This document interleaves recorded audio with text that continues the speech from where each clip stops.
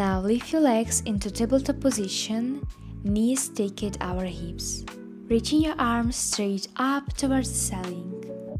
Lower your right arm and your left leg at the same time, reaching long, and keep your lower back grounded into the mat. Then bring them back to the starting position. Let's go for 8 more, switching sides each time. Focus on control and stability. Your core is doing all the work here. Inhale to lower and exhale to lift.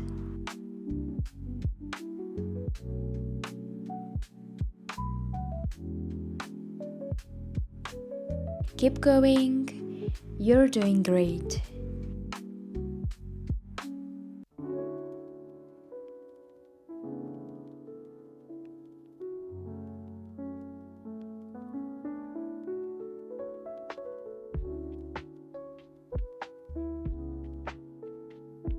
Now gently bring your feet and arms back down to the floor.